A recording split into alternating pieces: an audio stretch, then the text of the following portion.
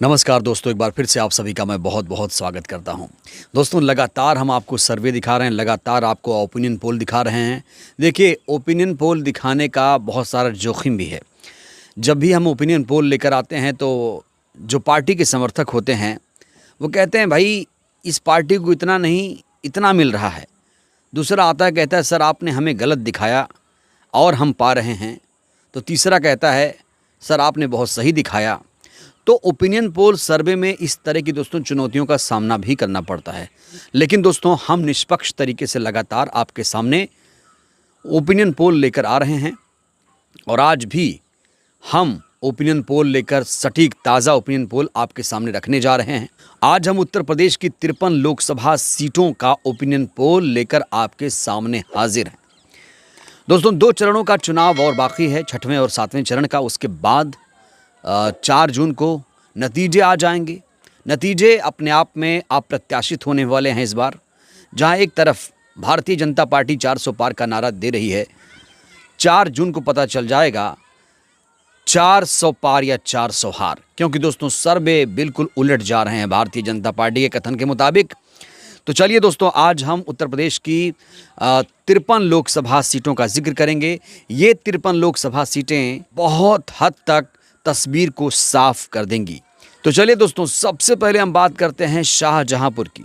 दोस्तों, शाहजहांपुर एससी के लिए आरक्षित है। आपको बता दें, उत्तर प्रदेश में 17 सीटें एससी वर्ग के लिए आरक्षित हैं। शाहजहांपुर में इस बार बीएसपी का पलड़ा भारी लग रहा है और बीजेपी यहां पर तीसरे नंबर पर आ सकती है। दोस्तों, अगली सीट है लखीमपुर खीरी। दोस्तों, लखीमपुर खीरी में इस बार बीएसपी का पलड़ा भारी है और अजय मिश्रा टेनी यहां से चुनाव हार सकते हैं। जी हां दोस्तों, जो हमारे सामने आंकड़े आ रहे हैं उन आंकड़ों के आधार पर हम आपको बता रहे हैं यहां से भारतीय जनता पार्टी की हार हो सकती है। आंकड़े चीख कर यही कह रहे हैं। अंशे कालरा जो प्रत्याशी हैं वो यहां पर जीतते हुए दिखाई दे रहे हैं। दोस्तों, अगली सीट की बात करेंगे। अगली सीट है धौरहरा। ये भी लखीमपुर खीरी ज़िले में एक सीट आती है, धौरहरा। और यहाँ से दोस्तों एक बार फिर से बीजेपी की हार दिख रही है।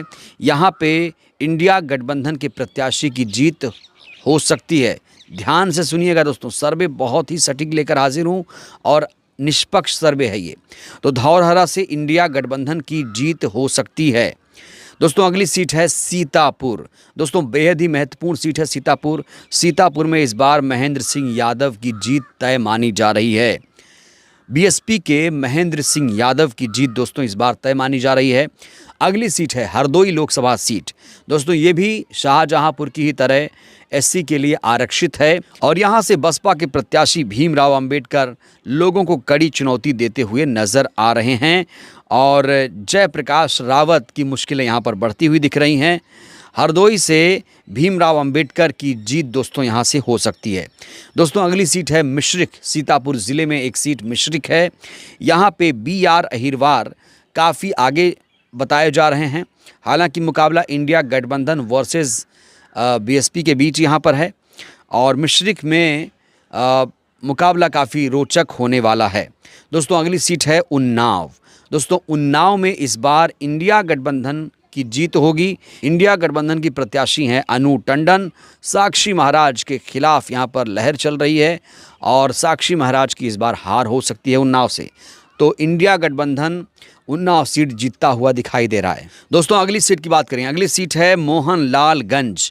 दोस्तों, मोहनलालगंज जो सीट है इंडिया गठबंधन के प्रत्याशी की जीत यहाँ पर हो सकती है और कौशल किशोर जो भारतीय जनता पार्टी के उम्मीदवार बनाए गए हैं, इस बार इनके खिलाफ काफ़ी विरोध भी हुआ है।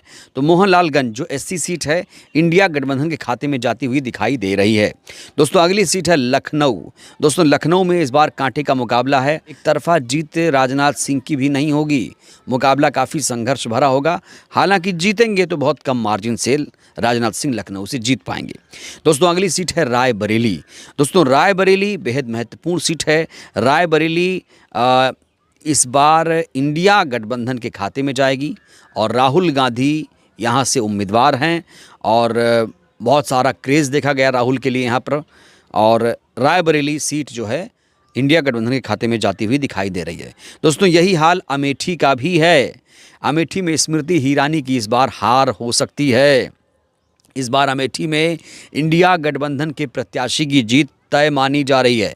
दोस्तों अगली सीट है जालौन। जालौन भी शाहजहांपुर की तरह एक ऐसी सीट है और सुरेश और यहाँ से सुरेंद्र चंद्र गौतम की जीत दोस्तों लगभग तय मानी जा रही है। दोस्तों सुरेंद्र चंद्र गौतम बीएसपी के प्रत्याशी हैं, ये बहुत आगे चल रहे हैं, नारायण अहिरवार को कड़ी टक्कर दे रहे हैं। अगली सीट है झांसी। दोस्तों झांसी में इस बार मुकाबला बेहद रोचक हो गया है। झांसी में बीजेपी का जो प्रत्याशी है वो आगे जाता हुआ दिख रहा है।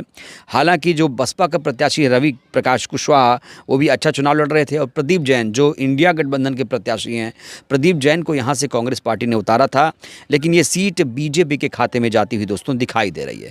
दोस्तों अगली सीट है फर्रुखाबाद। दोस्तों फर्रुखाबाद में इस बार नवल किशोर शाक्या आगे जाते हुए दिखाई दे रहे हैं, इंडिया गठबंधन के प्रत्याशी हैं और नवल किशोर शाक्या यहाँ से जीत सकते हैं। दोस्तों अगली सीट है इटावा। दोस्तों इटावा इस बार बेहद महत्वपूर्ण सीट है। मायावती जी ने यहाँ से एक महिला को उम्मीदवार बनाया है, सारिका सिंह बघेल, जिनकी छवि बहुत अच्छी है। ऐसे में इटावा में इस बार जो एससी सीट है सारिका सिंह बघेल की बल्ले बल्ले दोस्तों यहाँ पर होती हुई दिख रही है। दोस्तों अगली सीट है कन्नौज।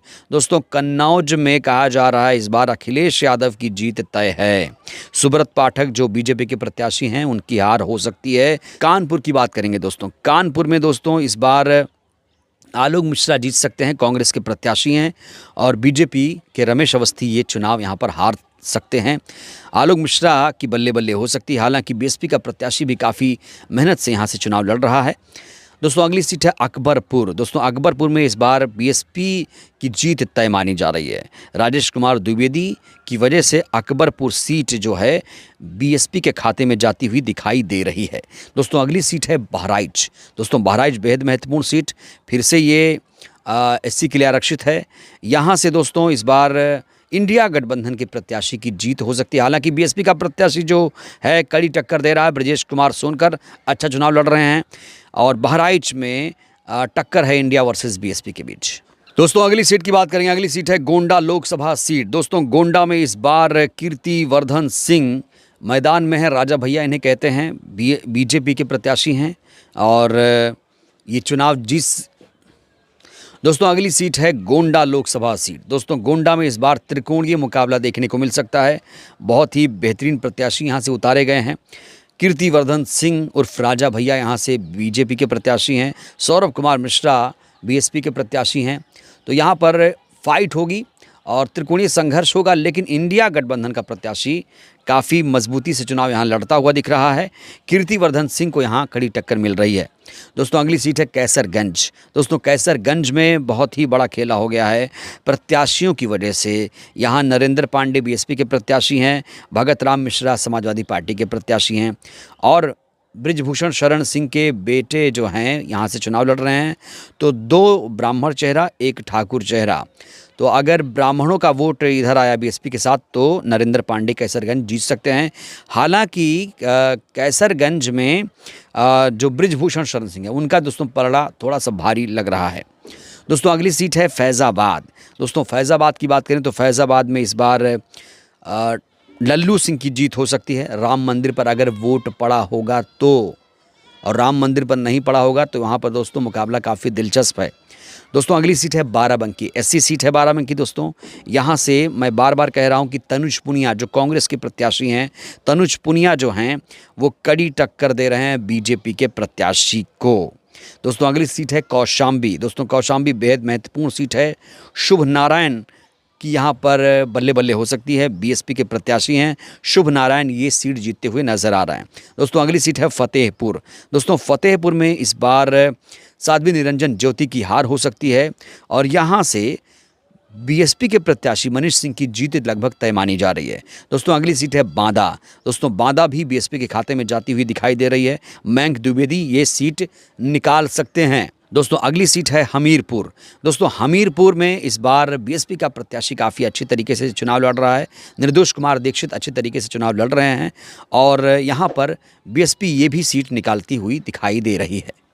दोस्तों अगली सीट की बात करेंगे। अगली सीट है बरेली। दोस्तों बरेली में इंडिया गठबंधन के प्रत्याशी की जीत तय है, और ऐसा इसलिए है क्योंकि यहाँ से छोटेलाल गंगवार जो बसपा के प्रत्याशी थे उनका पर्चा खारिज हो गया था।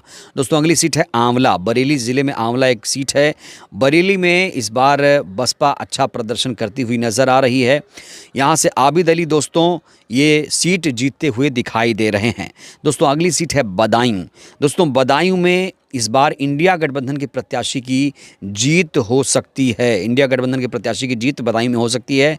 दोस्तों एटा की बात करें तो एटा में इस बार त्रिकोणीय मुकाबला होगा। मोहम्मद इरफान, राजवीर सिंह राजू भैया, देवेश शाक्या के बीच ये मुकाबला दोस्तों काफ़ी दिलचस्प देखने को मिल सकता है। दोस्तों अगली सीट है संभल लोकसभा सीट। दोस्तों संभल में इस बार इंडिया गठबंधन के प्रत्याशी ज़ियाउर रहमान बर्क की जीत हो सकती है। दोस्तों हाथरस की बात करेंगे। दोस्तों हाथरस में इस बार बीएसपी के प्रत्याशी की जीत हो सकती है।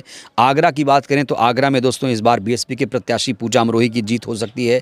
फतेहपुर सीकरी में दोस्तों इस बार रामनाथ सिकरवार की जीत तय मानी जा रही है।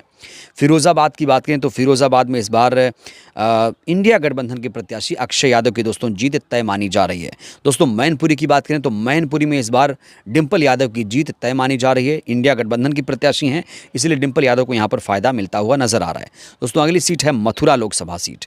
दोस्तों मथुरा में हेमा मालिनी की जीत होगी, लेकिन बहुत कम वोटों से हेमा मालिनी ये चुनाव जीत पाएंगी। दोस्तों अलीगढ़ की बात करेंगे। अलीगढ़ में दोस्तों इस बार मुकाबला कांटे का होने वाला है। बीजेपी की यहाँ मुश्किलें काफ़ी बढ़ चुकी हैं और काफ़ी त्रिकोणीय संघर्ष यहाँ पर दिख रहा है। दोस्तों बुलंदशहर की बात करें तो बुलंदशहर में इस बार इंडिया गठबंधन की जीत लगभग तय मानी जा रही है। दोस्तों अगली सीट है गौतम बुद्ध नगर। दोस्तों गौतम बुद्ध नगर में बीएसपी की जीत लगभग तय मानी जा रही है। राजेंद्र सोलंकी काफ़ी अच्छे तरीके से चुनाव लड़े थे और इस बार उनकी बल्ले बल्ले हो सकती है। दोस्तों अगली सीट है गाज़ियाबाद लोकसभा सीट। दोस्तों गाज़ियाबाद में भी बीएसपी ने अच्छा प्रदर्शन किया है। नंद किशोर पुंडीर यहाँ से चुनाव जीतते हुए नजर आ रहे हैं। दोस्तों अगली सीट है बागपत। दोस्तों बागपत में इस बार आरएलडी के प्रत्याशी की जीत हो सकती है। दोस्तों अगली सीट है मेरठ। दोस्तों मेरठ में इस बार मुकाबला बहुत कांटे का हो गया है। बीजेपी के प्रत्याशी अरुण गोविल की मुश्किल बढ़ गई है, ये सीट फंस गई है। बीजेपी ये सीट नहीं जीत पाएगी और यहाँ से इंडिया गठबंधन की प्रत्याशी की जीत लगभग तय मानी जा रही है। दोस्तों अगली सीट है अमरोहा। दोस्तों अमरोहा में बीएसपी के प्रत्याशी मुजाहिद हुसैन ने कमाल किया। बीएसपी के प्रत्याशी मुजाहिद हुसैन की अमरोहा में दोस्तों जीत हो सकती है।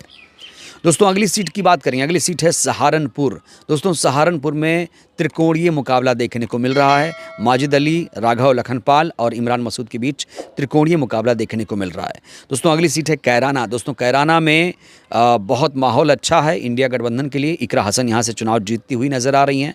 दोस्तों अगली सीट है पीलीभीत।